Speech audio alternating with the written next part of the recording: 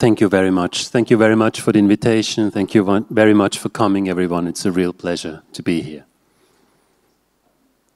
We were asked to talk about this evening. We were asked to talk about teaching, and we have chosen the title of our lecture, "Teaching Together," because it reflects the way we work, we practice architecture, and at the same time, by extension, how we teach.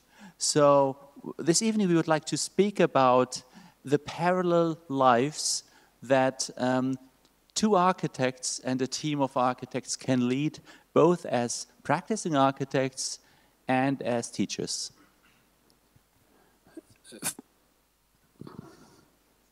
That microphone was really low too, huh? Try again. Can you hear me? Yeah, I guess. Yeah, it's okay? Okay, for us, practicing architecture as well as teaching architecture is an open, collaborative process. We started together as two persons, so the architecture or the project were always in the center of a conversation between the two of us. We are not very specialized people, and we like to both talk and have ideas and design things. So from the beginning, there was a dialogue on the same eye level.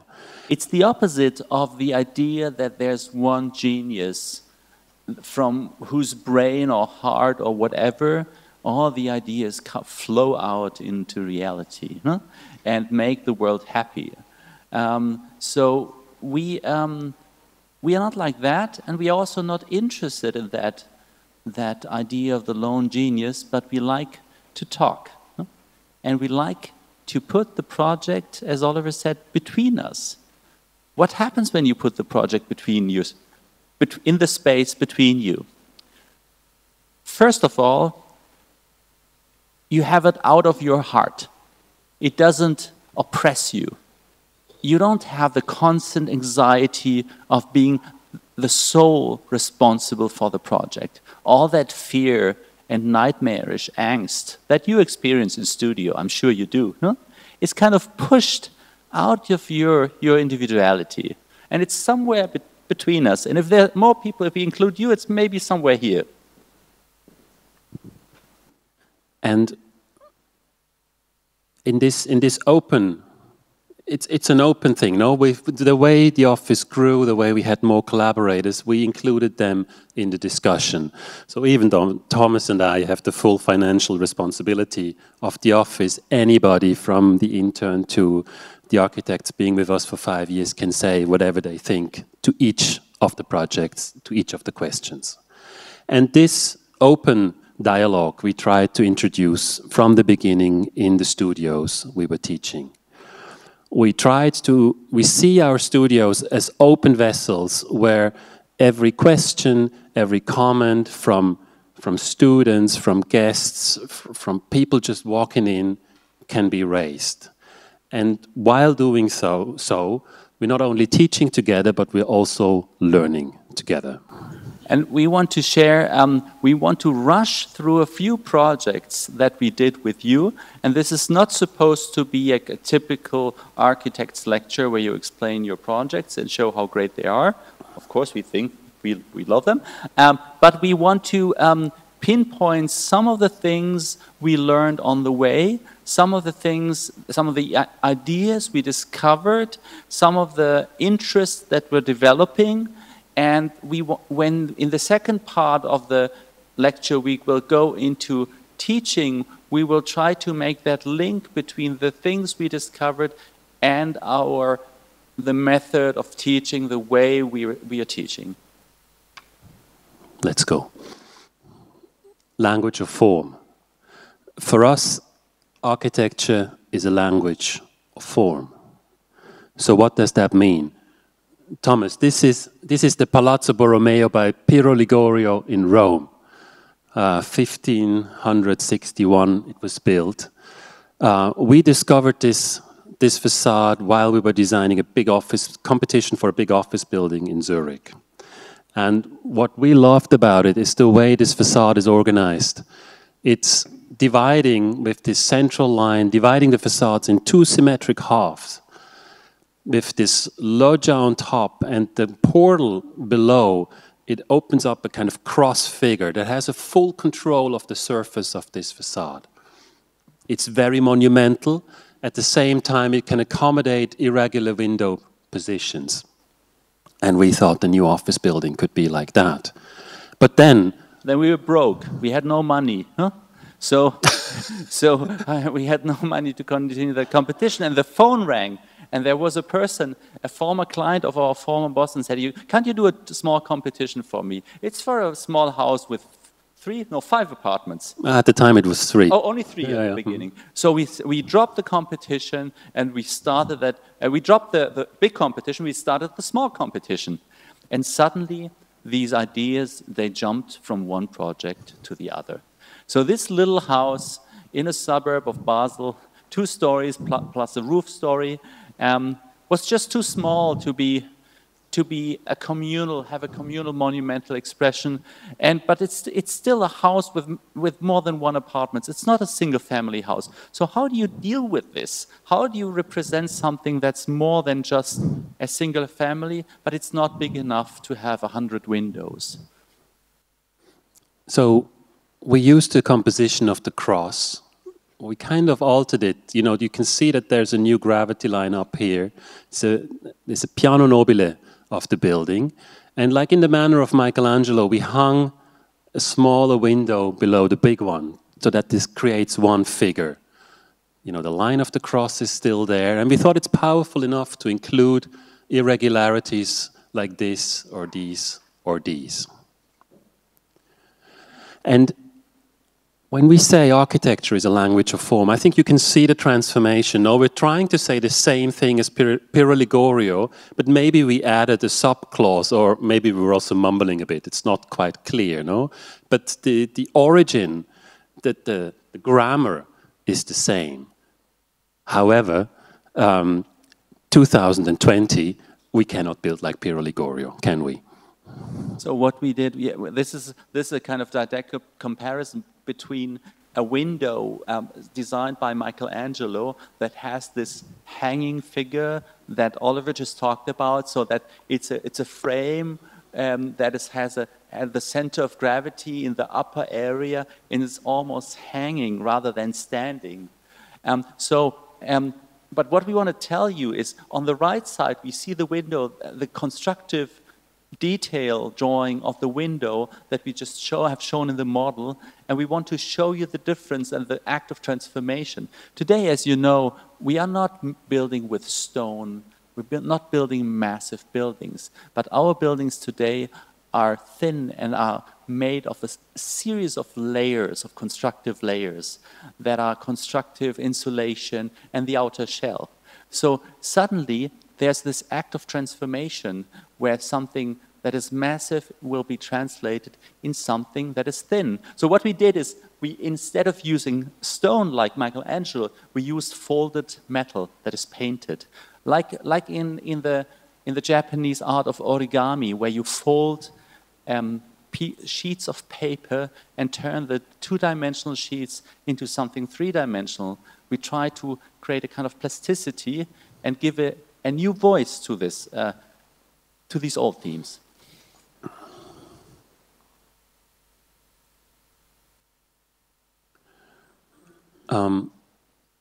This approach of thinking of architecture as a language of form excludes completely the idea of architecture coming as a kind of instant image, no?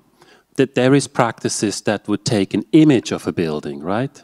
Very famous one taught in Switzerland, and now here back in Prague, Miroslav Schick, he would work with a complete image, right?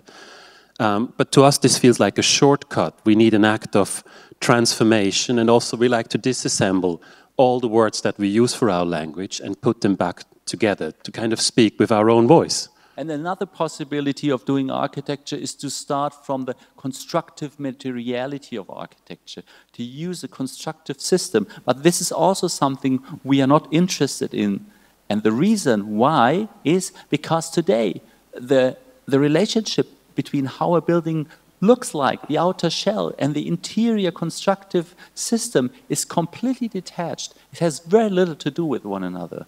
We are not building pyramids out of massive stone. We are doing multi-layered buildings where the outer shell that communicates to the eye is really detached from what is inside.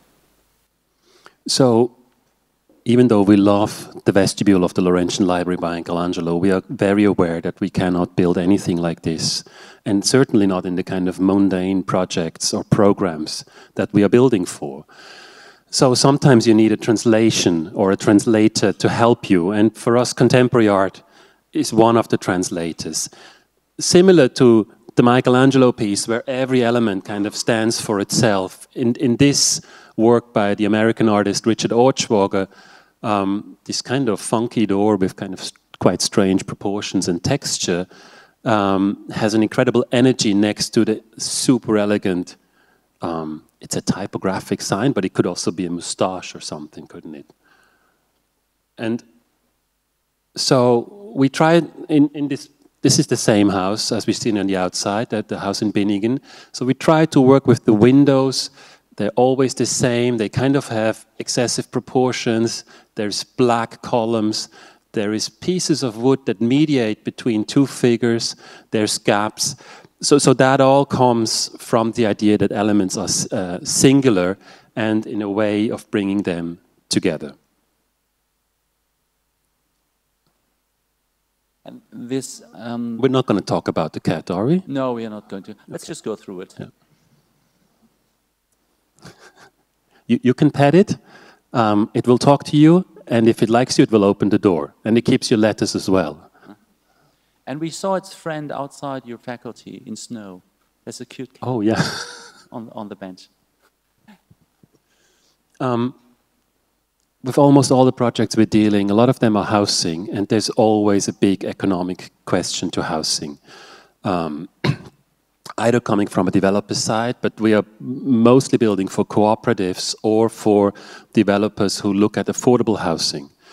Zurich, as you know, it's just been voted again as the most expensive city in the world, but it's not, it doesn't have the richest inhabitants. There's lots of people who are not very rich. 30% of the land is owned by co-ops. And there is a number of foundations, but also pension funds who really try to invest in low-cost and affordable housing in order to have the city as a place for everyone to live. And this is this was a competition under the theme of sufficiency. As you know, sufficiency is a sub-theme of sustainability, where the question is raised, how many resources do you really need? Do you want to maximize the use of resources, or do you want to use only the needed resources for what you want to reach? And it is a building in a newly developed area in a village outside of Zurich. It used to be a commercial industrial area, and this slim building serves as the kind of acoustic buffer for some more expensive buildings behind. So this was an experimental competition. It was supposed to be the cheapest apartment building in Switzerland. They were specifically looking at 1 to 2 person household apartments with the quite simple idea that you can always rent out small and cheap apartments. Yeah. And in Switzerland, the wages are very high. So how do you build cheaply in Switzerland? You can't just use cheap materials or hire people and don't pay them. But you can only do it because by inventing something, by not building certain elements that are usually built in housing. In a nutshell, we said, okay, one staircase will save us the most surface for apartments. Balcony access will be the simplest way to access these apartments. This was a depressing scheme, it was like an Ibis hotel with outside circulation. Luckily, the building law was consume a lot of the surface of these balconies. So we realized if we do them every second floor, we don't cast a virtual shadow, we get the balconies for free. And then we have the high-rise just here, and we thought it's so dull. This high-rise is 20 floors high, we are 8 floors high, and we're going to look at this tower all the time. So we step the building back, it opens up towards the high-rise, it opens up towards the sky, a balcony building gets turned into a terrace house, And we have 4 times the same apartments in the section, but you get them like T-shirts in 4 different sizes: small, medium, large, and X-large. So is this an invention on the base of this analysis that Oliver was just talking about? Or is it the memory of Adolf Loh's stepped houses that we look at? You know? How does that work? How does creativity work? You know? Is it that we remember these fantastic Lohsian unbuilt projects and we put them in? Or is it that we squeeze some hard economic facts into a building? We don't know. The apartments are all very simple. So they have one big staircase, they have one double height space, they have a small kitchen and a small bathroom. Through the position of bathroom and staircase, you always create 3 zones, 3 spatial zones. And then on the upper floor, there's this L-shaped space that you have also 3 zones. And of course, privacy, these apartments have no walls apart from the bathroom. Privacy works that if you're on the upper floor, people in the lower floor cannot see you, and people passing by on the balcony cannot see you either. So that's how you establish privacy. And it's for 1 to 2 person households. The medium works in the same, and the S gets quite smaller, but I tell you, it's the most exciting of all the apartments, because they consist basically just of a double-story height space. They work a bit like row houses, so you have your own house on this big 3-meter deep terrace that you can also use as a balcony space, and it kind of creates a social space, like an urban street almost, out there on the terrace. It's a typology that's opening up for lots of different use.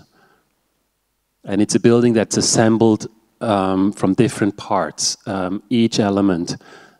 This was like designing a Formula 1 car, you know. We had to do it with a general contractor. Each element was its performance in terms of structure, value, cost, how many people, how many companies can provide this element, how's the market price for that. That was all the game that we went through. These are some pictures of the construction site. It's going to be completed by the beginning of next year. This is a mock-up part of the facade. These are very recent. That's 2 days ago. Oh no, there was no snow, so it's last week.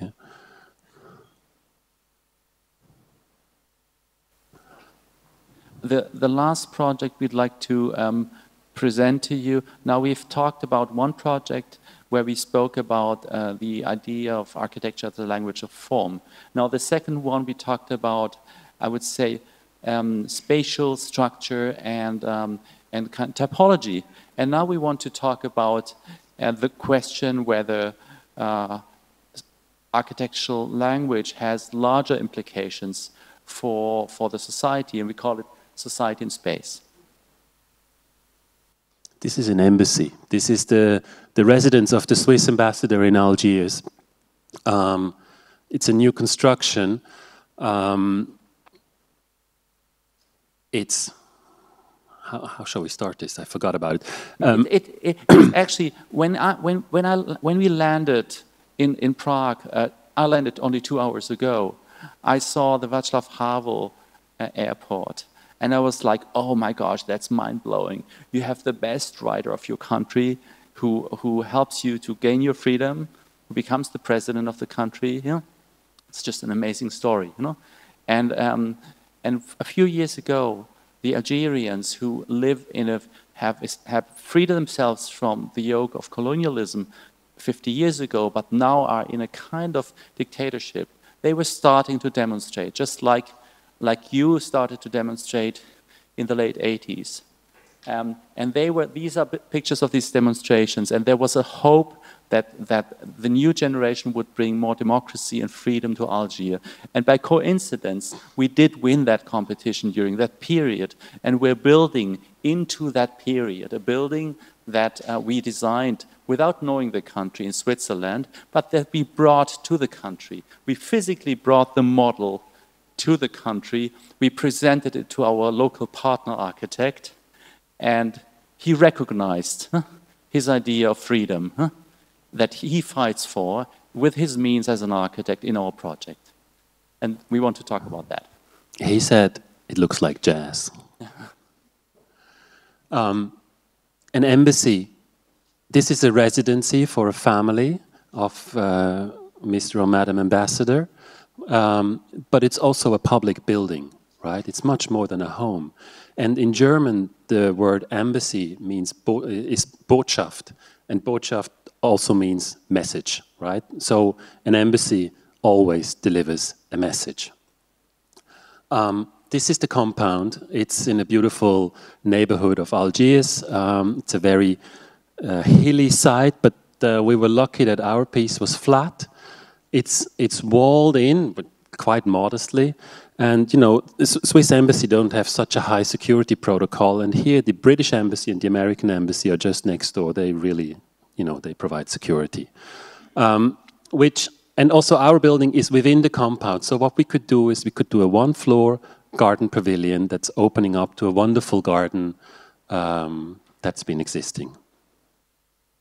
This is the office building, it's the Chancellery building that's been built 10 years ago by Baccarat Blanc. And the plan is really like looks like a collage. You can see it consists of public areas on the upper half, administration, like service areas on the left side, and the private quarters wrapping around this triangular courtyard.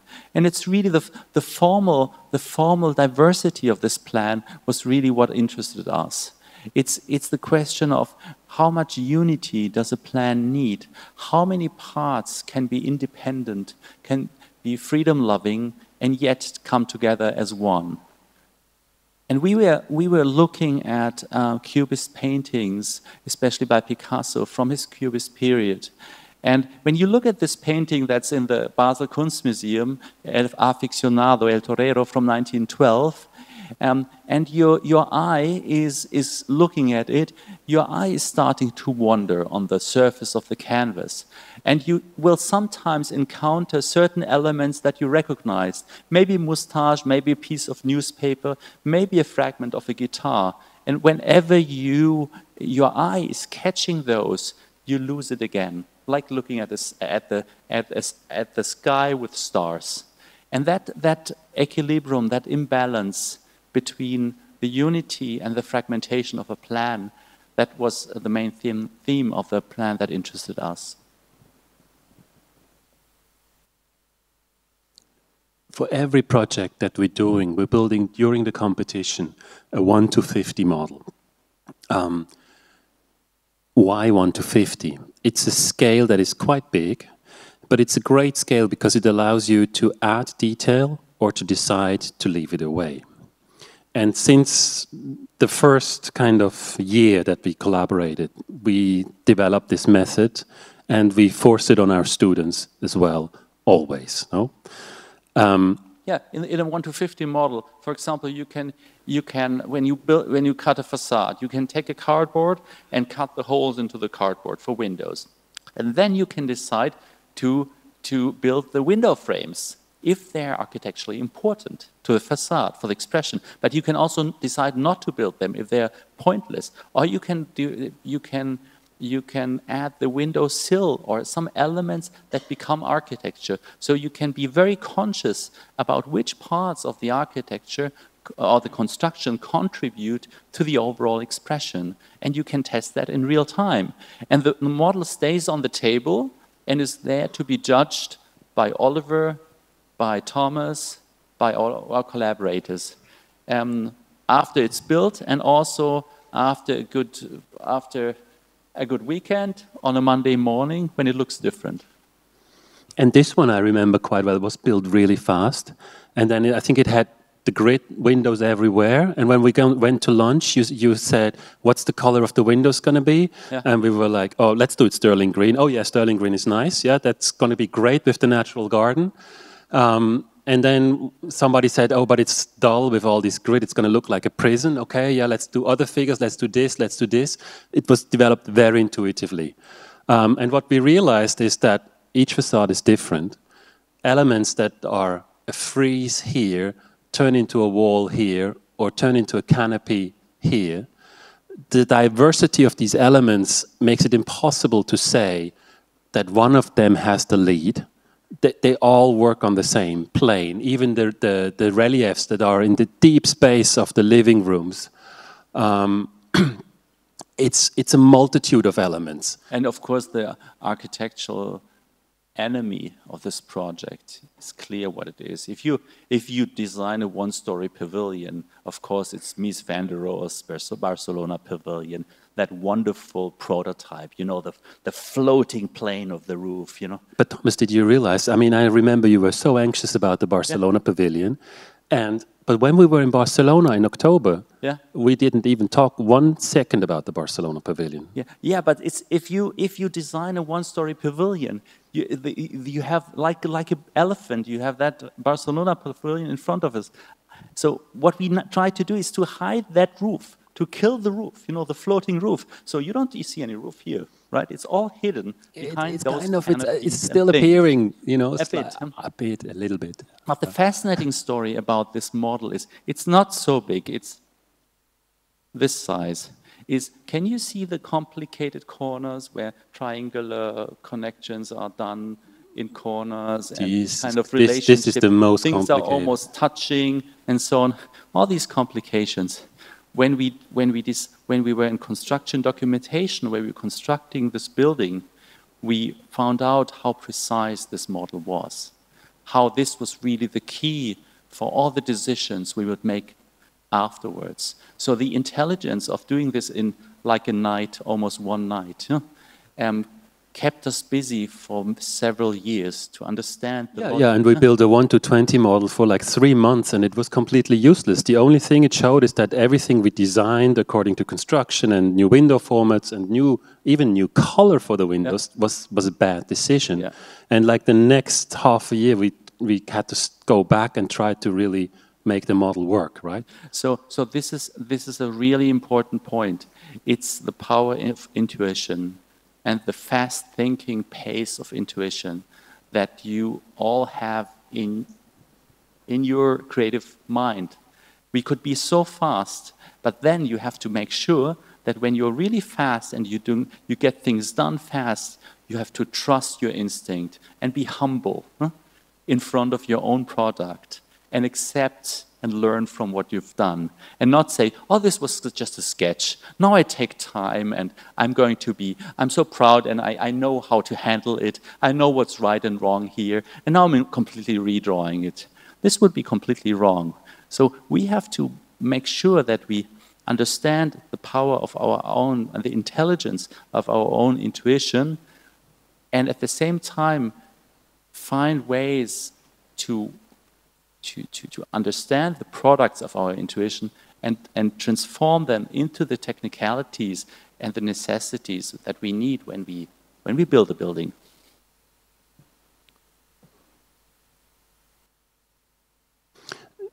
Just again, this question of doing something intuitively and fast, and then looking at it and realizing that all the elements are there, they all speak on the same plane. There's no hierarchy. There's a multitude of equal elements, and then we were like, it's a bit like our country, right? It's like the democracy of Switzerland, the diversity of cultures that all come together and form one unity.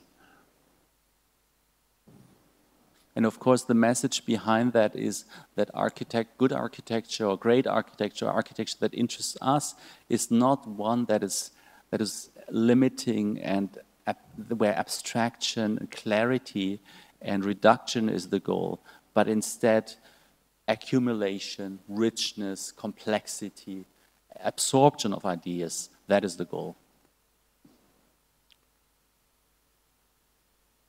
These images are from summer. It's almost done now, the building. It got officially inaugurated 2 weeks ago and will be finished in April. No, in February. At least the ambassador will move in mid-February. So now we switch to teaching to show you work that we did with students. These are 3 semesters that we taught at the Harvard GSD, where we were teaching an option studio 3 times. We've never been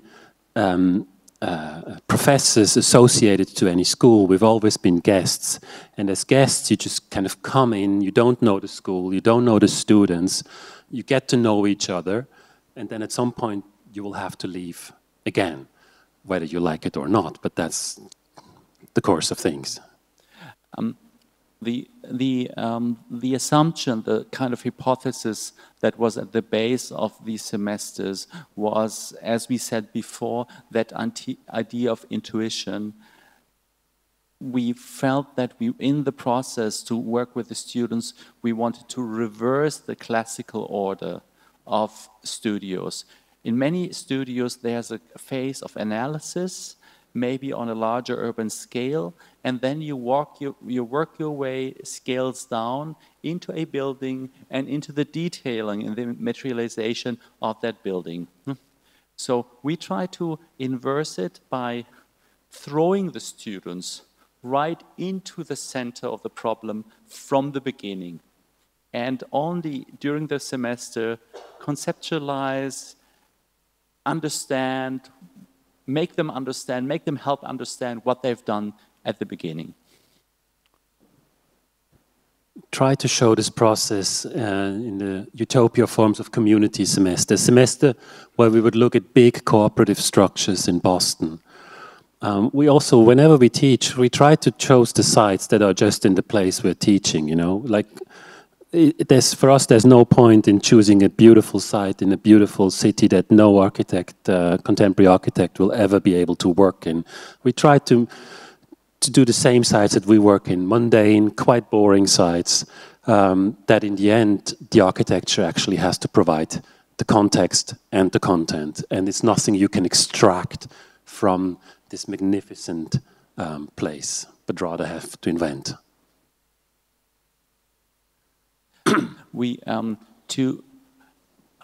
In order to give content, give a material content to the students right from the beginning, we provide each student with a protagonist. A protagonist would be an artist or an architect that is a complete figure that would play a major role in the design of the project. And we had artists like Louise Bourgeois, Agnes Martin, and Richard Archwager, but also architects like Denise Scott Brown or Lina Bobardi. And these outstanding protagonists, they become like, how do you call that when you get baptized and you have a person who holds you? Oh, they're like godfathers or godmothers, yeah, no? They're like godfathers or godmothers to your project. And we would try to listen, to look at their work, listen to their voices, read what they said, and then discuss this as well with the students. We'll come back to that. Each semester has kind of a different setup, but the Utopia was set up like this, and they were paired with exemplary housing projects, like iconic buildings that would deal in a specific way with community. So we have the Family Stair, the Unité d'Habitation, Narcomfim, the Galeratese, and the 200 columns by Fernand Brouillon in Algiers. So just like we are two people teaching and practicing together, the students got a protagonist and an architectural reference as a pair. And their project would be created in the space in between these two. So this is one of the pair, the Family Stair together with Red Room by Louise Bourgeois. And I think there's another one, yes, this is the Narcomfim with this incredibly strange object by Richard Archwager, a table prepared in the presence of enemies. I think there's no more of that. So the first few weeks are singular exercises. For instance, make an image of a model, a photograph. Take a photograph of a model that depicts 3 rooms according to your reference pair. Make a facade of a building. Build the model of the facade in 1 to 50 based on the pair. And so the stuff that would come out was quite strange and weird, but we would be completely affirmative to what the students brought and tried, like in our Algiers project, tried to decipher together with the students what it all means. And what's the kind of formal, not only implications, but also what are the formal ideas? And how could that continue? So instead of looking at the stuff that one produces and saying, is it good or is it bad, or what is good or what is bad, we would rather ask ourselves, what is it that we're looking at? What is it telling us? What's the content of it? What could be the program behind? What could be its meaning? So that there is really a completely, it's embracing what is there instead of critiquing it.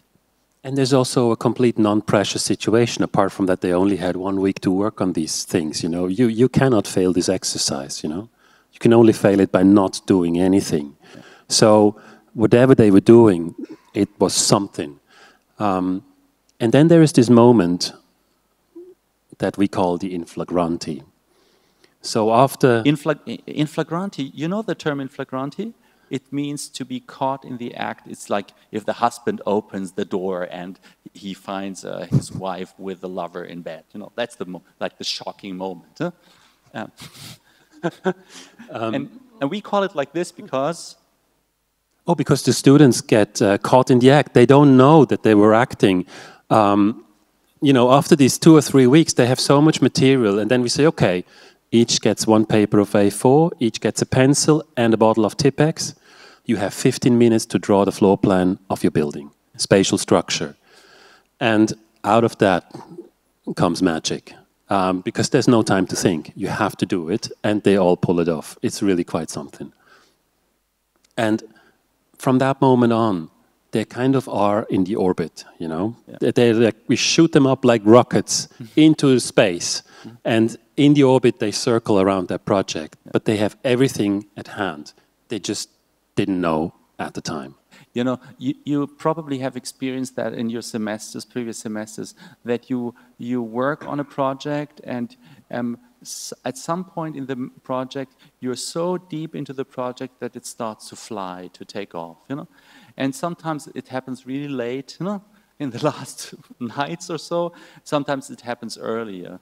So our question was, if we really love that moment and that experience to experiencing the project and working on it from within, not from outside, not the view from outside, how can we produce that situation very early on in the semester, not in the last 3 nights when you work day and night, but maybe after 1 week?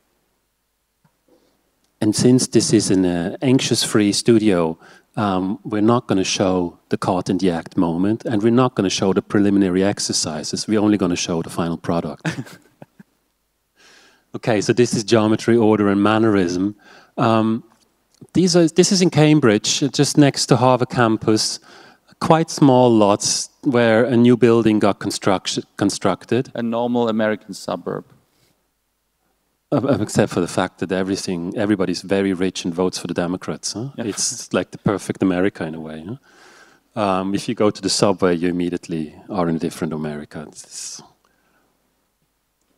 This is by Hee Young-pyun. It has only 4 apartments. Its spatial structure consists of fragments. It's kind of a big loft space, but then a lot of furniture pieces or wall fragments are built in.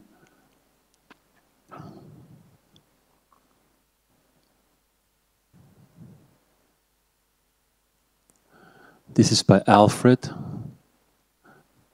It's kind of, it was a frat house? No, it's kind of student accommodation, isn't it? Student accommodation, yeah.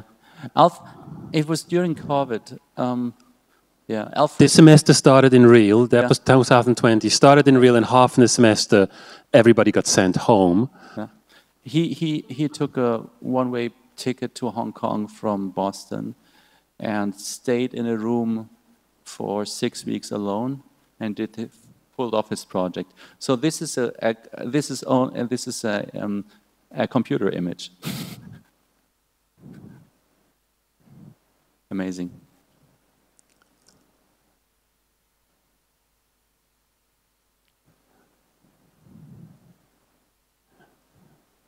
And this is by Isabel Strauss. I think it's also student accommodation. It's kind of a rusticated timber building. This is actually a 1:20 model she built in lockdown in her apartment. It was very big. It has a very simple 9-square plan, but then it has these kind of strange openings. Something she discovered in the first exercises, you know, the kind of beauty of cuts through the building that still define spatial zones, but have an incredible energy and depth to them.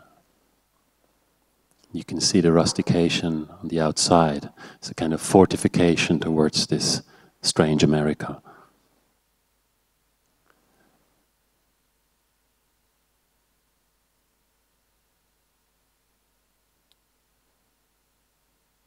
This is Utopia Forms of Community. There we asked the students to choose a site outside of Boston in kind of industrial harbor situations. And they had these plans of heroic, prototypical heroic projects as a base. So this is by John Levine. It's an open structure of 3 buildings. You can go on.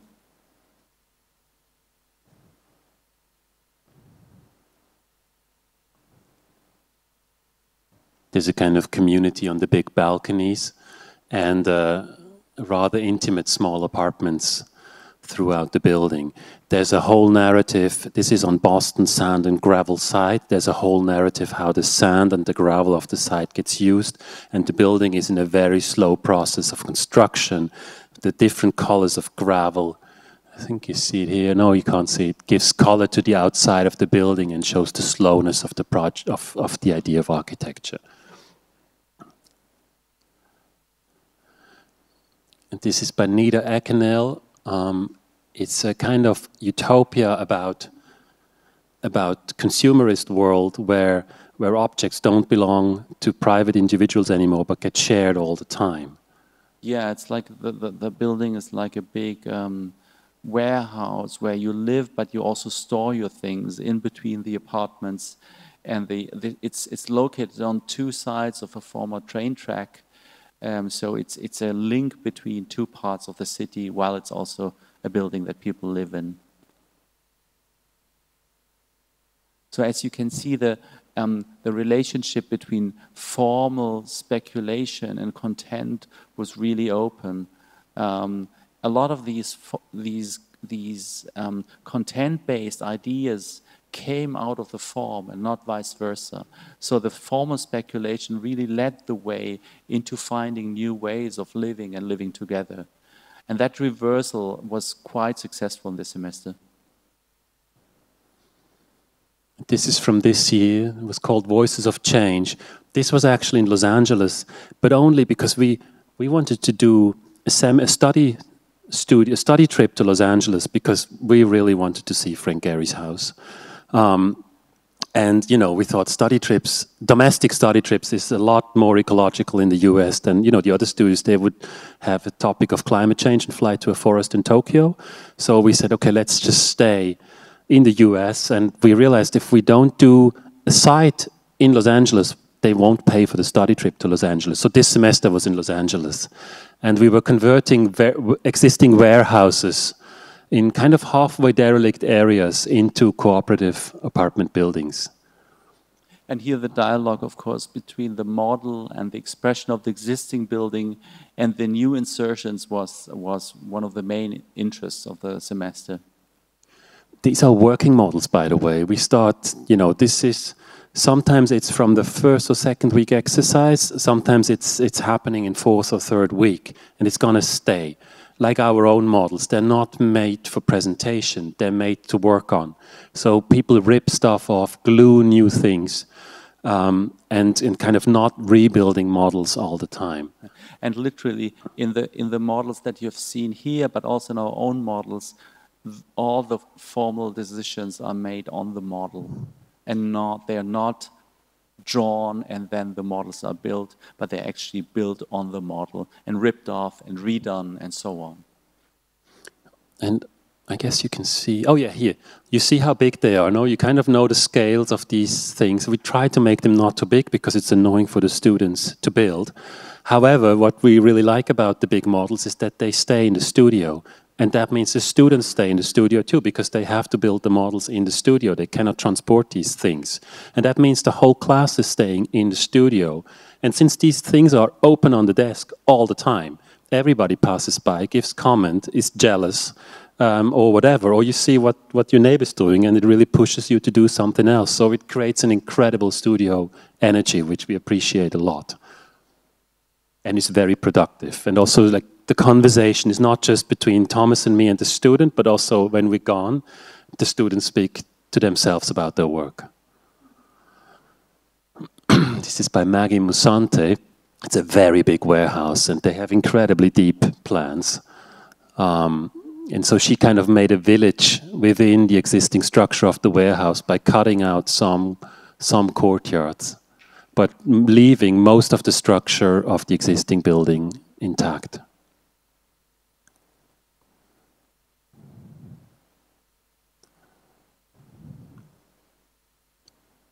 So this is all the 1:50 model. There's one more. This is a very special one. Yeah, this is the one where Isadora the student thought about the decay of the building and how it falls apart and how squatters are moving in. And they're starting to slowly inhabit it without really rebuilding it. More and more people will come, they start a restaurant there, they start spaces there, inhabiting it without ever finishing it. So it's a process of inhabitation and transformation with some crazy images and crazy plans. Some things that we believe one would not be able to develop in a plan or in a drawing, but where you need the friction and the manual work of a model to get to this point and to develop and find out about these ideas, to be able to, and to explore these ideas. So it's really about, we don't believe in inventing so much. We believe in doing and discovering things inside the things you produce and inside the elements, the items you produce, be it the drawing or the model. And we find that this is an incredibly encouraging way of working, because you don't need to start with a great idea. And even when you're not a student anymore, but when you're an architect, usually you get the framework of your work in front of your eyes. You're not, the site will be there, the laws will be there, the program probably, the costs will also be there. So if you are able to start with material that's been given to you and have the ability to productively transform those, then you become very empowered as an architect, also in reality.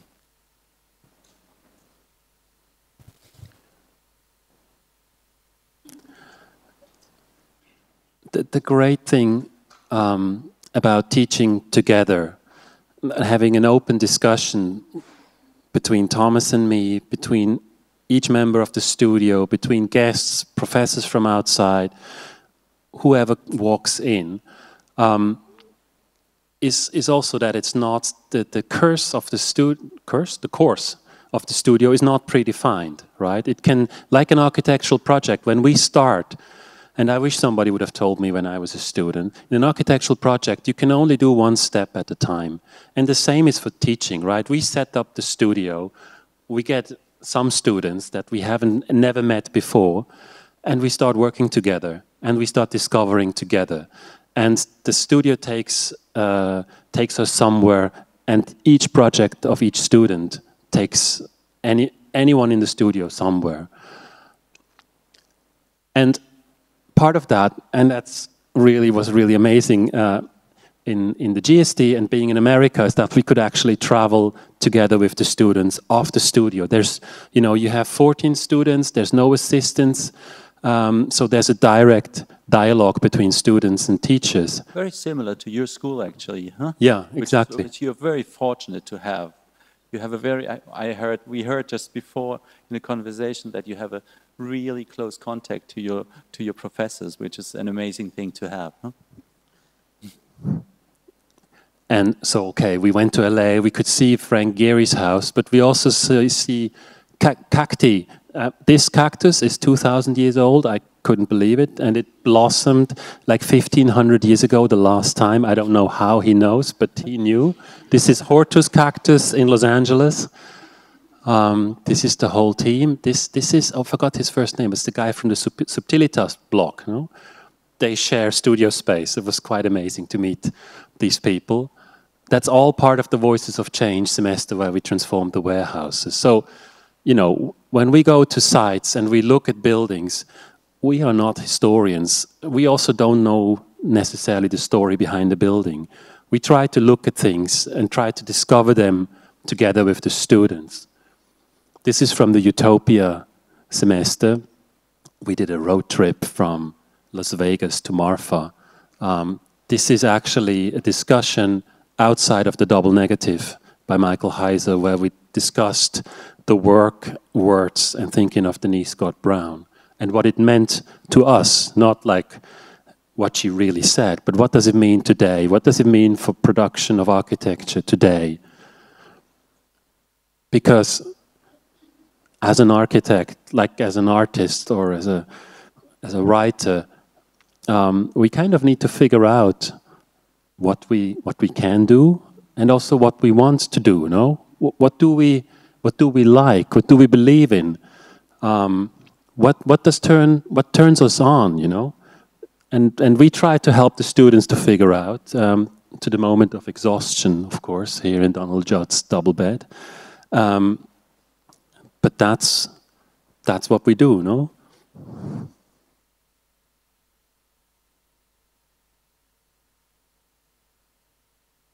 Because for us, that was the only path how to do architecture. You know, you do competitions. Of course, you don't win. People look and say, "Oh, this looks really funny," but we kind of believed in it, right? And we liked it, and we thought this is something to build on. And this kind of optimism that we've been sharing together for more than 15 years, I think that's what we really try to convey to the students and to you. You know, do what you like, and it will all work out fine somehow. Thank you very much. Thank you.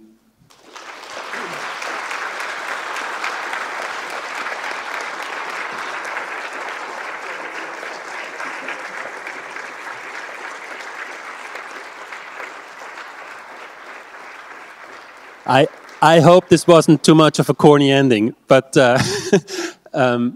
we're very, very happy to answer any questions or discuss anything with you.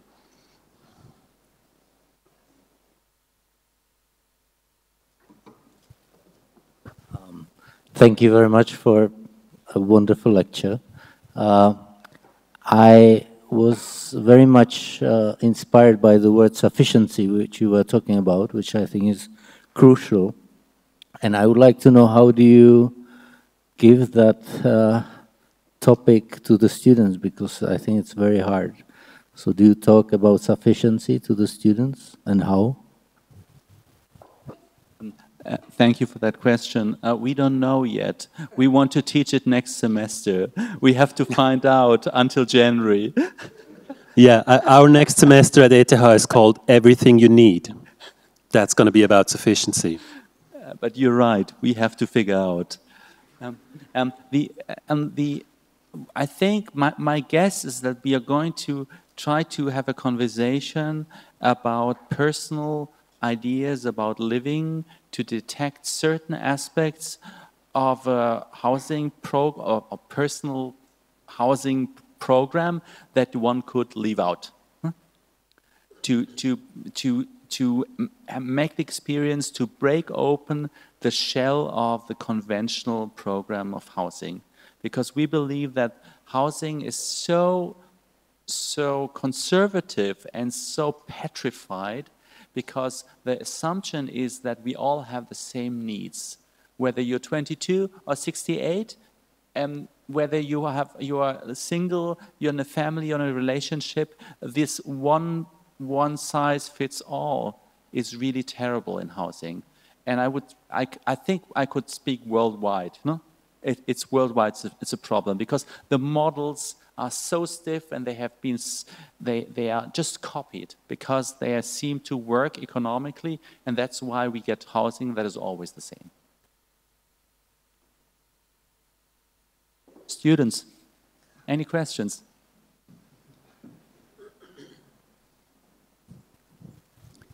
There's no stupid questions, only stupid answers, so the pressure is really all on us. I'm sorry, I'm not a student. I was impressed. There was a photo in the beginning with the table. On the table there was a ruler. The ruler was wooden. And I just wanted to know, and you were talking about paper and giving 15 minutes to the students to draw. So I assume a lot of the work is done handmade. The models, but also the drawing. Like, how do you combine the computer with the handmade? That's a very good question. It works actually similar like working in a model. Of course, we draw in the office with a computer, but we print it out in scale. And then we work over the drawing, we discuss it, and we work over it, or maybe just one of us or somebody else works over it, erases lines with whiteout, with Tipp-Ex. And then we use... The little bottles, Tipp-Ex, have you seen them, the white bottles? And you turn and there's a lid, and there's a small sponge attached to the lid. It was when people had typewriters, they had this. But you can still buy it. It's like €2 maybe, a bottle. We use that? We use that, and then we draw over it with pencil and ruler. And so we work in 1:200, 1:100, or 1:50 scales, or even do construction drawings like that. And we also use copy machines, like copy the plan, cut it out, glue it on, if the bathroom and kitchen, for instance, is really good, you just glue it very quickly on other apartments. And like that, we're very, very fast. And it's also the quality... When you draw over a computer drawing, you bridge the gap between the coldness of the computer printout and the kind of feeling of a hand drawing. But it's still linked. So you can draw very precisely on these computer drawings, not just a rough sketch, but really precisely. So you start to transform it, and then you make one step, and then you put it back into the computer. But you have to make sure that you're really precise, because your hand is so good that you may have to scan it when you redraw it by computer. Yeah, that's very important, like to really believe in what you've drawn. Sometimes we get the drawing and the computer, and we're like, but this is not what we discussed, and then you don't know, and then you realize the proportion is way off. Because, somebody said, yeah, but the room wasn't like 3 meters wide. And then like, yeah, but, and then you figure out why the drawing was good. And we do that in the studios with the students too. I mean, it takes a while until they buy a bottle of Tipp-Ex, but eventually they do. And you can see them, like us, they have white stains on their hands. And that's, after a day of work, you got dirty hands. Mm. At the same time, the models are done by hand. But what we do is when we do a competition or work on a project, and we have them organize the building fairly well, that we know how big the building is. We build a rough model with the floors, and then which is like the raw construction without the facades, and it sits there in front of us, and we instantly see what the main proportions are of that building. It's experienced, something you don't see on the computer. You see what the character of that proportions is. And then you can add facades and just cut them out and glue them on one side, and then glue the next one and rip it off again and glue it, do another one. And so you go around it and around in circles. And so this is how you can get a sense of the proportions and the sense of the body of the building. And you can have it sit around, and we don't have to, it's really easy. I don't have to explain to Oliver my intention. I have this in my head because I can only build it. And then maybe he or somebody else sees another idea in what we did and misunderstands that idea. And that's the greatest moment, to misunderstand something that you've done. Or Oliver, he has a good idea for the plan, and he passes it on to me or to some other person, and then I'm building the model based on that plan without consulting him, what he thought, what his intention was. So I'm kind of doing something else. It's like passing around, like in secret, ideas, and that's really great. It's also a bit competitive, you know. So if somebody has a really good idea, the other wants to have a really good idea too. So we kind of, that's when the energy gets into the project sometimes, you know.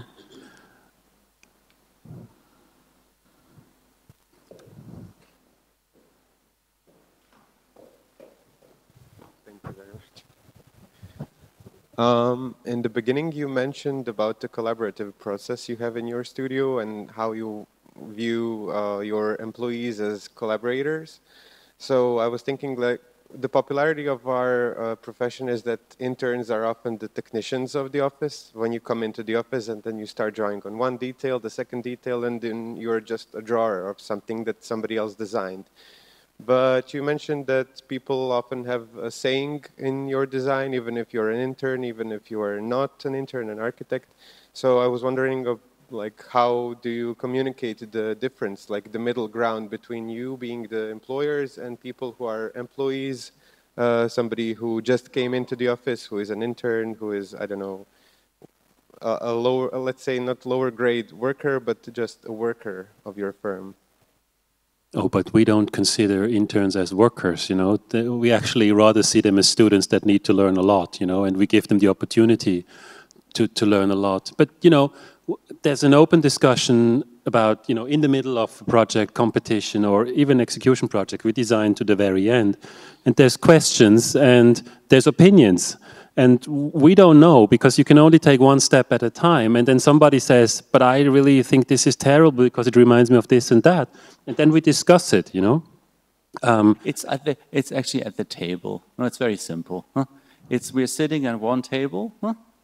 And like either 2 or 3 people or whatever, or 4, and we discuss what we have done. Huh?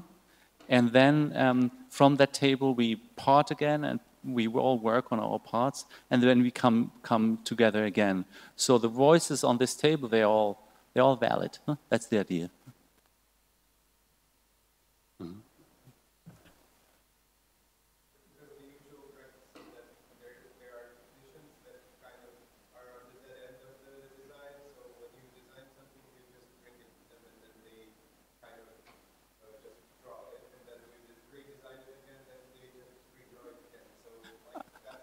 Yeah, we would find that very boring. Yeah, no, we love to design very much inside the technical drawings, no?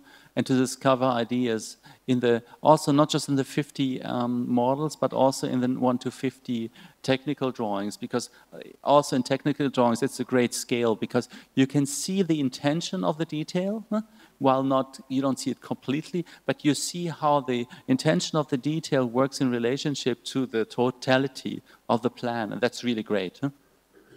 You know, it's in our office, everybody does work that just needs to be done or that is assigned to this person or is responsible. Like also Thomas and I have a lot of boring work that we just have to do, you know. But in those meetings, things really happen and everybody can say, and that's the thing, because we are, you know, these design meetings are open conversations. Anybody can say whatever he thinks. Yeah? And we never do variance. We never do variance. Oh, yeah, there's no options. Yeah, no options. Huh? For everybody who works in an office, there are many offices that do option. Yeah, we have only one option all the time. Yeah. And then sometimes we argue, you know, we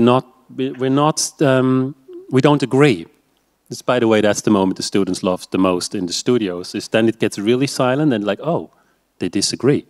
You know, he thinks that. And, you know, that also shows that architecture isn't just, you know, science, you know, there's different opinions. In the studio, we have to kind of conclude on an idea, you know, and but sometimes we just say, or like, the rule is the one that is more right is right? So we stop arguing, and then we just do one option, and then, you know, a day or 2 or a week later, usually a day later, you understand if the idea was good or bad. And that's how it goes. We just try to move forward. You know? But it's important that when you meet and you discuss, your goals are not enormous. You just want to make one step. And you make sure that your question that you're asking the plan, or you're asking the model, is a feasible question. No? That, you know, not kind of being over-ambitious. You know? let's not try to save the world, but let's try to see whether the staircase is good. Yeah. It's also, you know, any form of criticism within the design studio is greatly appreciated because it's kind of testing ideas, you know, does it work or not? Is it good or not? Sometimes you can argue easily against it, and sometimes it makes you think, oh, but maybe there is something to that, and you know, you get kind of caught offhand, and you have to rethink what you're doing. It's great. Yes, but behind was also a question from a student. I understood you wanted to see the house of Frank Gehry in Los Angeles, and I think very much the method you're working with the students, and also some of your designs remind me of his way of working, which is very admirable, and very few people have been inspired by him because it's so difficult to get inspired. What's your relationship with his architecture? We are his greatest fans. And come on. No, of course, yes. I mean, it was certainly all his early projects are very inspiring because there you can see how things come together. Huh? And he has the courage to show you how fragmentary and fragile an architecture can be. Huh?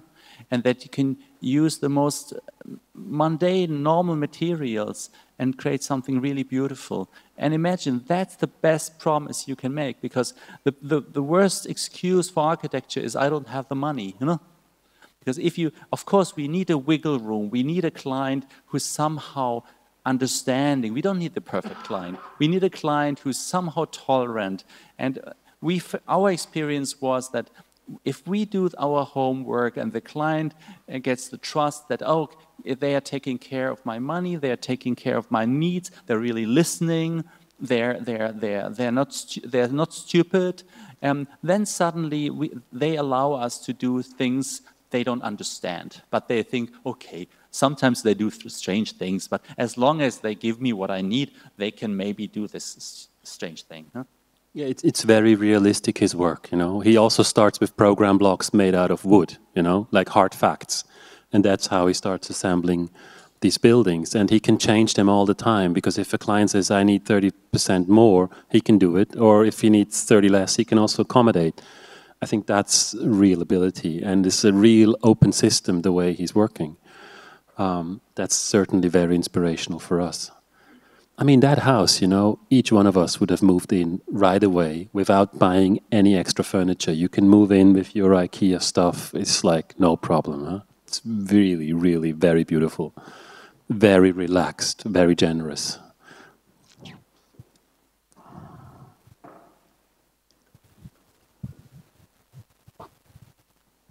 You spoke about design options. And usually, when I design something, I make these options because of I can't decide. So I would like to ask you, how is it that you can decide, like, immediately without doing these options and these kind of two-way of thinking? Trust your instinct. It's very simple. You just trust your instinct. No, it's not as simple, Oliver. It's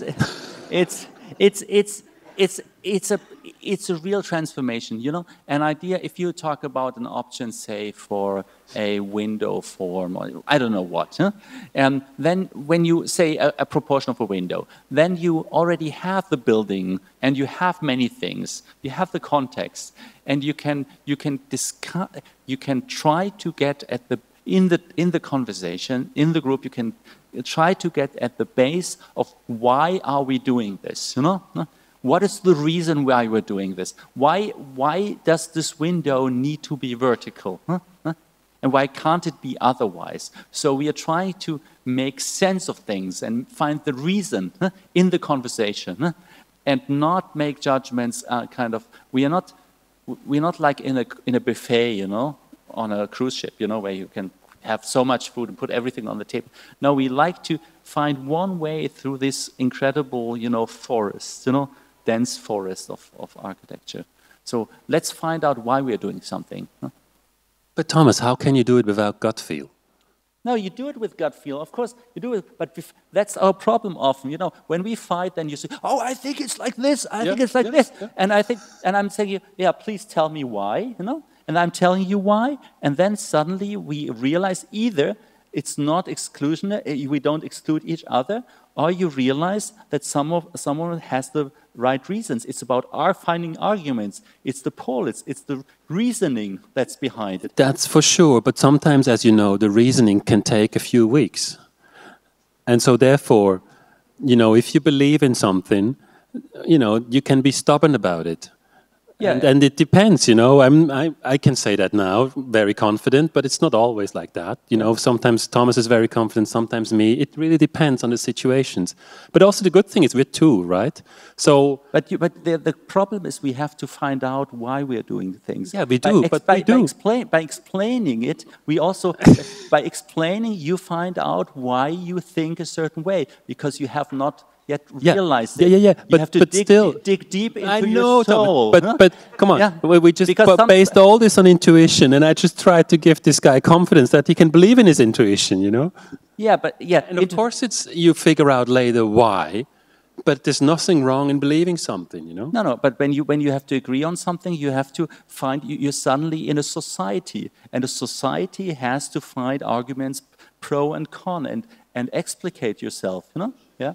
Sure. And this is, we often have this argument, Huh? You see this live, because intuition can't be a kind of emotional shield to hide behind, That shouldn't be the case, because we believe that architecture is not an obscure kind of mysticism that some of our colleagues believe it is, but it's something that can be explained. It's a social art, but still it's an art.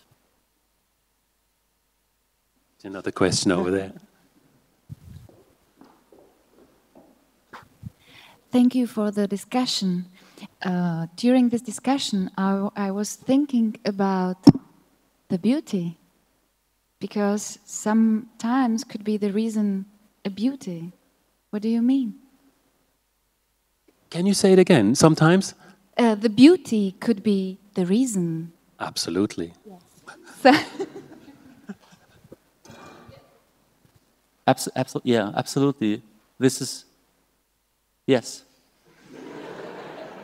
But quite honestly, I find it quite hard to see the beauty in our own work. I know it, sometimes I do, but not all the time, And sometimes it's very good to have a bit of distance when a photographer comes and takes some pictures, because then you see it through somebody else's eyes, and it's something different. But the good thing is, since the project is between Thomas and me, I don't feel the embarrassment that it's my work, right? And so doesn't Thomas. And sometimes I think, oh, this is beautiful. Like the way Thomas made this is just so amazing, And I'm really happy with it. But sometimes you don't feel as confident. Like when you look in the mirror, It's just like other people see you. It's beauty is difficult, and I like that things are far away at some point. There's this other layer to beauty, when you're on a certain question, and you talk about what feels right here. The morality of right and wrong is connected to beauty. I mean, this is the medieval. Umberto Eco wrote about that. The medieval sense of beauty is a deeply moral question. Beauty is a moral question. So to make this right also creates beauty. I think that's important.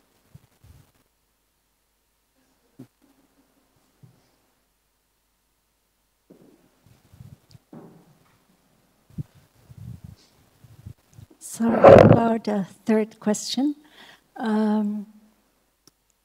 What do you think about beauty which is visual and beauty which is spatial? Because there are many beautiful things which don't look good on pictures, on 2D, and vice versa. You said beauty between space and beauty, what is the other?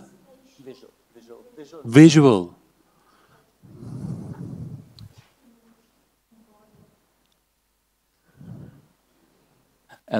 This is very similar to a question that caught us offhand a few years ago in, was that in Oslo? Yeah, it was in Oslo. Where Nevin Fuchs, a great architect of Viennese origin, asked us why we never talk about space.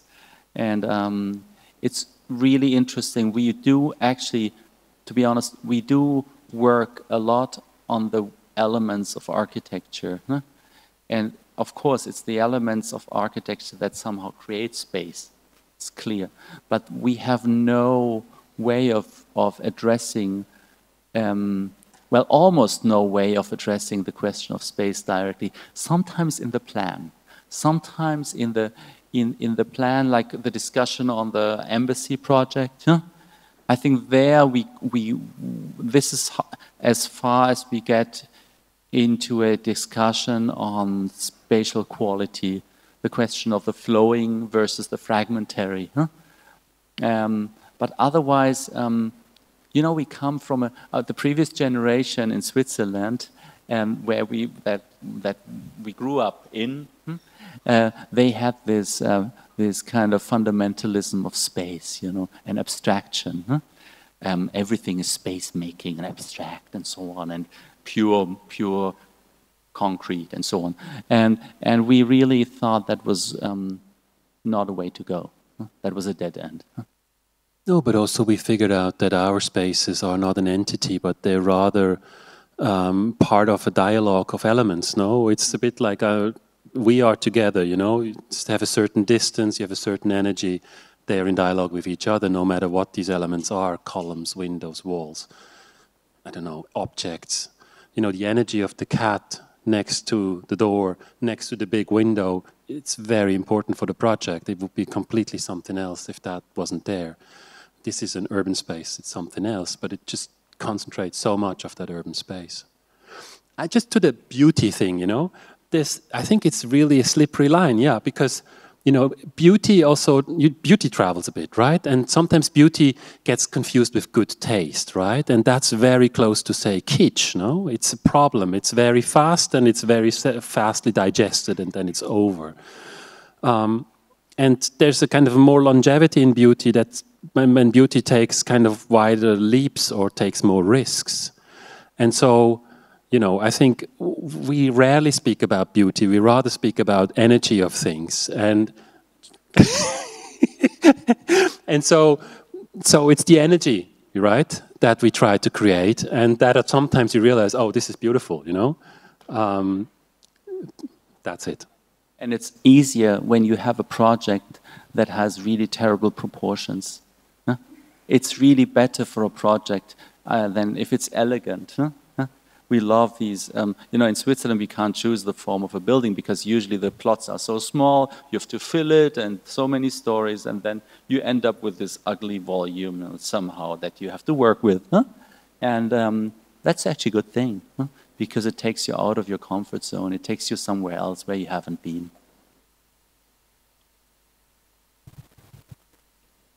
One more, cool.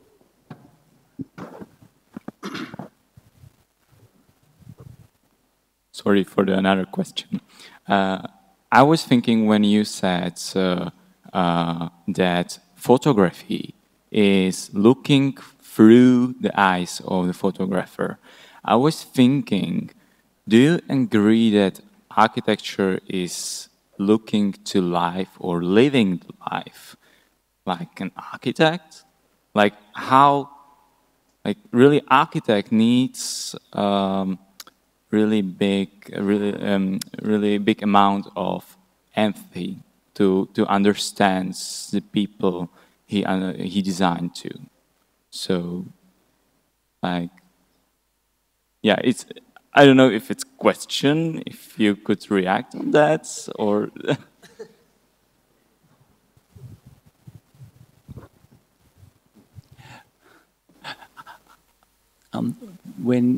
When you build a building in the city and or somewhere, if you finish it, right? Huh?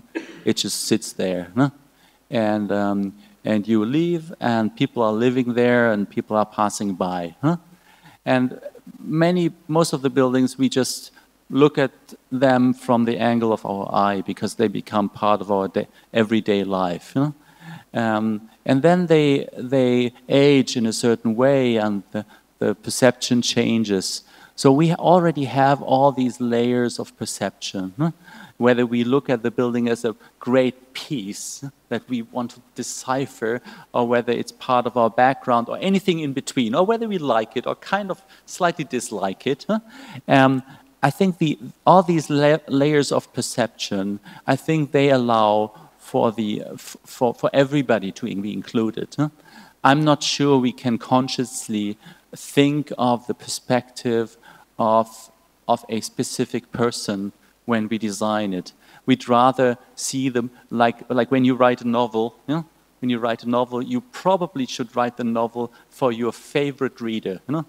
The best, most sensitive, most emotional, most open reader that you can imagine. Not for the average reader. So that every reader, even if I'm only half kind of sensible, I get something. But if I'm more sensible, I get more. I think architecture maybe should be the same way.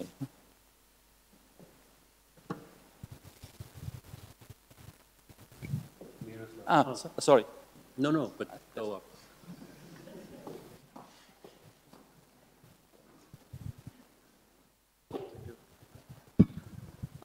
I would like to ask if you use your method also on bigger scale, like if you are designing whole quarter of a city or something like that. Bigger scale? Yeah, we do. If you use your method, I can say 1 to 50 or something like that. If you design bigger scale, like urbanism task or something like that. Thank you. The biggest model we ever built, we just donated to the Architecture Museum in Basel. It will be cut up by students, not students, school kids. And to rebuild it, it was, I think, 3 meters long. We usually don't do big urban projects. It's just tasks we can't do in Switzerland. Usually sites are rather restricted. A developer buys an old industrial site, builds a project there. But yeah, we stick to the method. I mean, some of the models are, consist of 5 buildings. They take up 6 to 7 meters of space in order to photograph them in the right distance. And we try to do it. It's very important to understand the qualities of the facade. But it's still a very interesting question because, at some point this method, of course, can explode, and find its limits. And, of course, the question of whether there is an urban scale on which you can do architecture on a larger scale, and whether that level of engagement is fruitful or whether it exists, I think that's a very interesting question. Because we in Switzerland, the larger areas that have been developed on the base of urban plans may work on a kind of functional level quite well, but on an urban level and spatial level and the level of expression, they are quite disappointing. And of course, it's a very wide, complicated question why that is the case. Is it a lack of common culture of architecture, or what is really the question? But we haven't experienced that yet.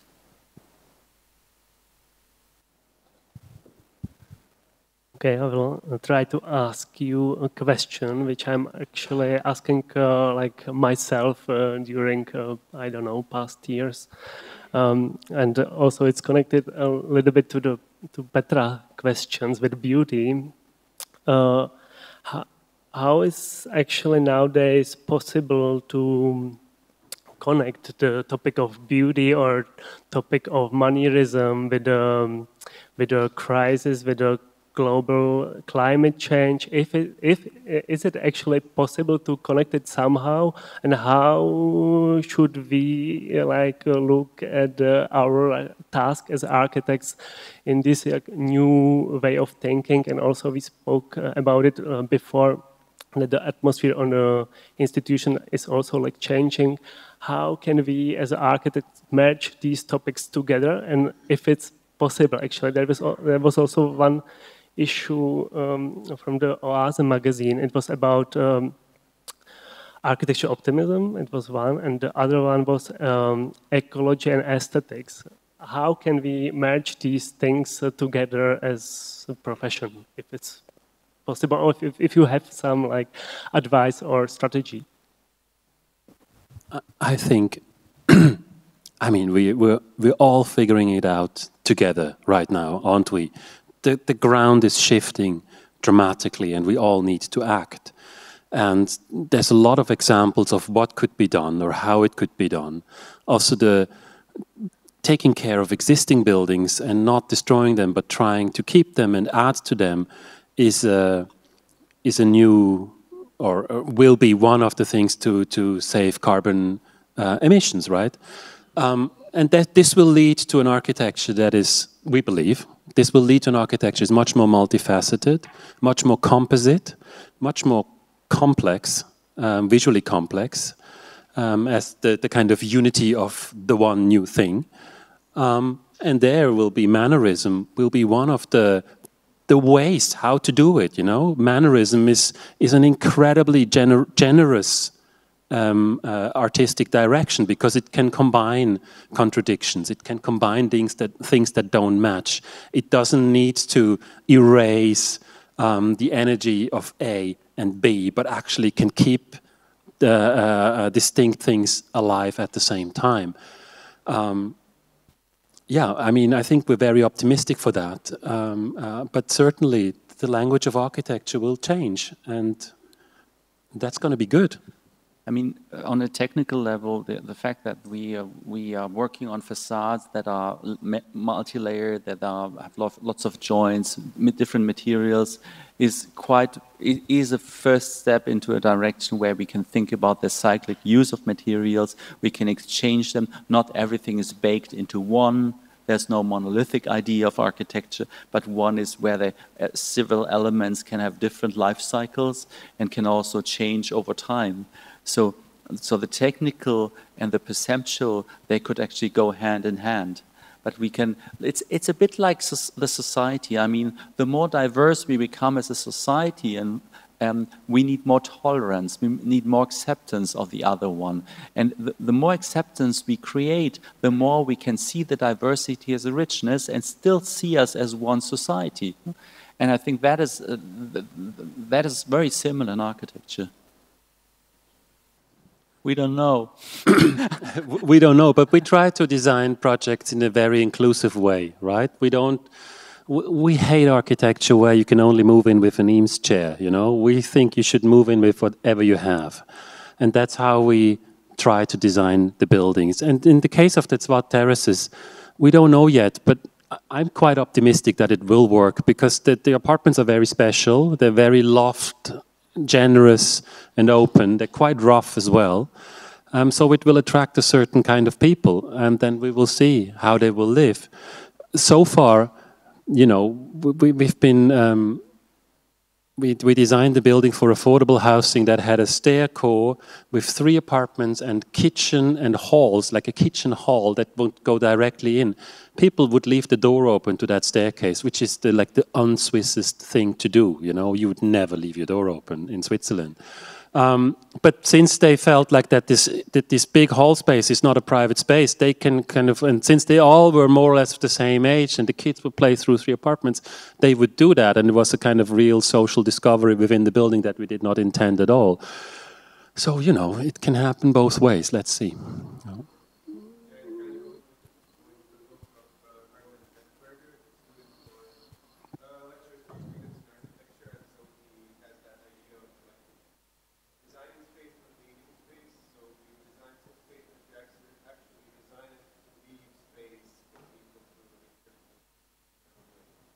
These terraces are 3 meter wide and 58 meter long, so they're incredibly generous. You know, they could also be scary generous, I don't know. But I think they will be so generous that people will like them, and they leave their bicycle out there, and they will have a bit of stuff there and sit out there. And it's the only balcony they have, you know? So, And as we explained, the private part is up. You know, in some, I'm sure all the windows are open, and you know, just say hi to your neighbor or not. It's like easy. Yeah. We have the feeling at the moment that people are really interested and hungry for spaces that they can inhabit in a more flexible way, and they're also interested in showing their social competences, rather than only wanting to have a clear separation between private and public. I think that people are more interested in neighborhood relationships, negotiations, mutual respect. I think your generation is much more competent in that respect than ours. That was a compliment.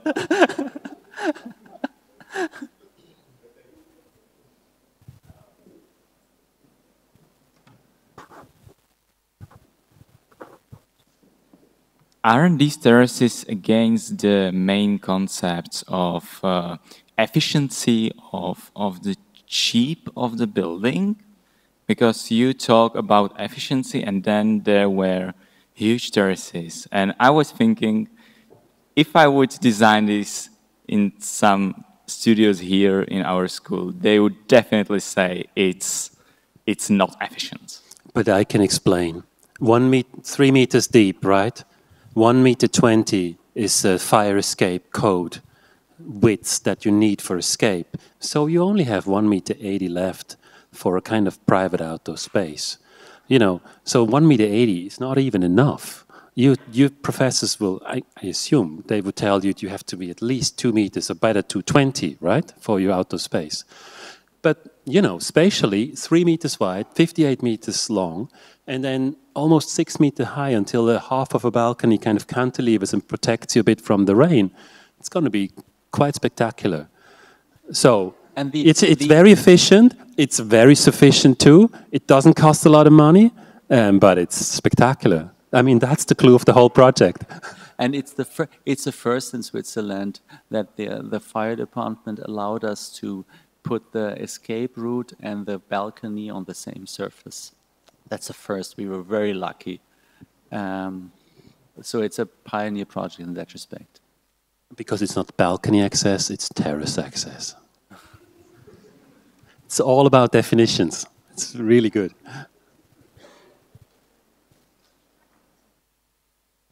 I go. So first of all, thank you for the lecture. It was really nice. Thank you. And my question is, for how long you've been teaching like this, and what advantages or disadvantages you see in moving between different universities?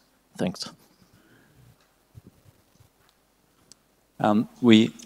First of all, I think we see an incredible amount of advantages because the students, the culture of a place, your culture, I'm sure, the culture of Lausanne, of Munich, of America is so different, and each time you get new answers and new questions. You know, it's amazing. At the same time, when you teach for a longer time, now we are lucky enough to be able to teach for 2 years in Zurich. You get a certain dynamic.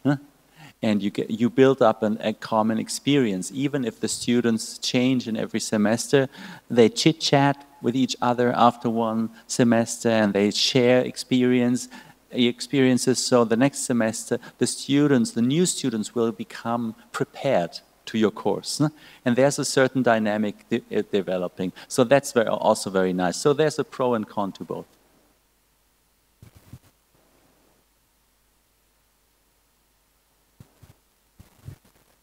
One last question.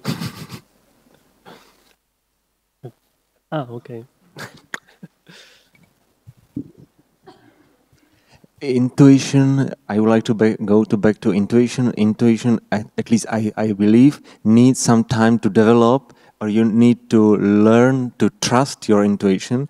And so I would like to hear something more from you on intuition, but especially if you also teach it students, or maybe not teach, but let's say learn how to use it or how to trust their own intuition. So students and the intuition. Thank you.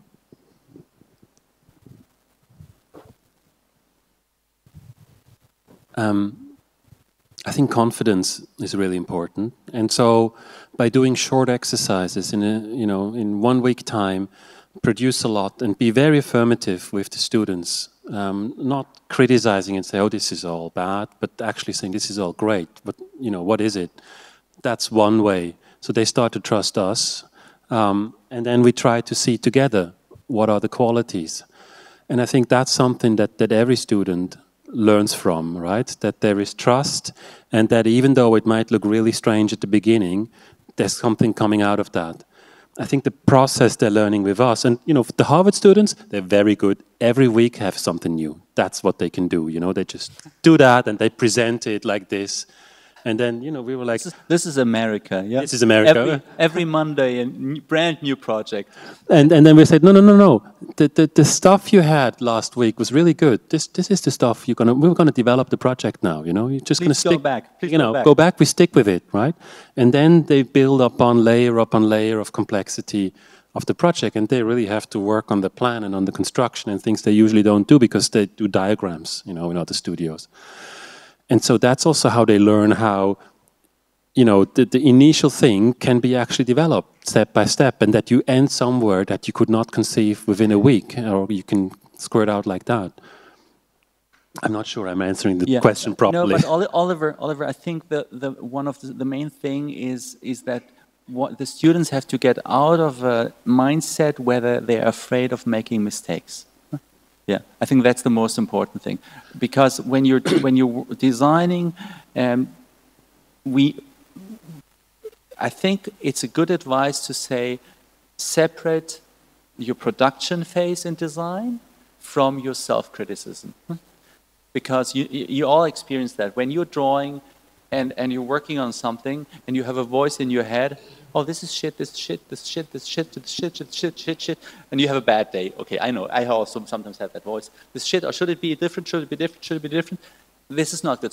So you have to find a mental separation, almost like kind of schizophrenic outset, where you produce something in a kind of flow of innocence and belief, and then, get a coffee or smoke a cigarette or go home and sleep and come back and then look at what you've done and change of perspective from inside to outside.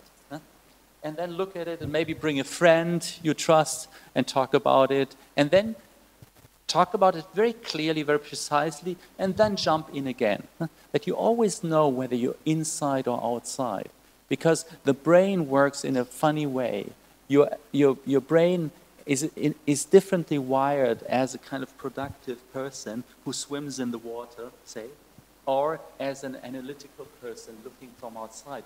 And you have both abilities, but you have to curate yourself to be very clear about in which mode you are. Because if you mix them up, you're in trouble.